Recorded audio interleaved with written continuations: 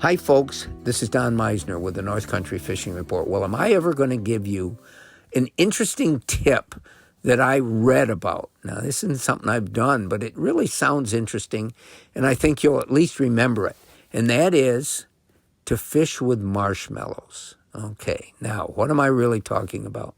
The tip that I read about and that really intrigues me is they said to take a little bitty marshmallow and run it on your hook all the way to the eye of the hook where you tie your line on. You run it right down to that point.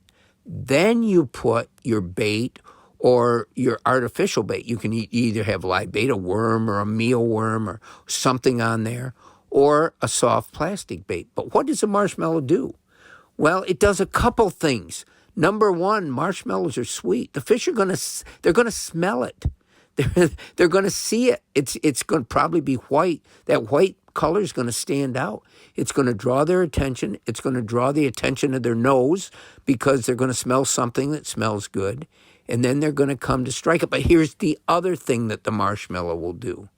It will allow you to float or to fish your bait that you're going to use in a different manner because the marshmallow is going to cause it to float.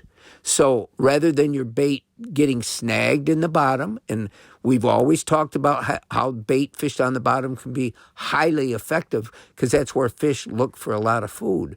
But also, if your bait is allowed to drift above the bottom, means it's not going to get hung up. It's not going to stay in one place. It can drift now naturally in the flow of the water, and it can be held up in a different part of the fish zone because so many fish, especially as it starts getting warmer, they're looking up all the time. There's so many nymphs and different life forms that are going upward and then hatching. There's things that are drifting down in the current, like worms that have been washed in.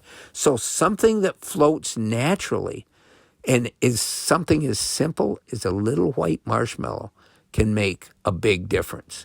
Until next time, folks, this is Don Meisner with the North Country Fishing Report.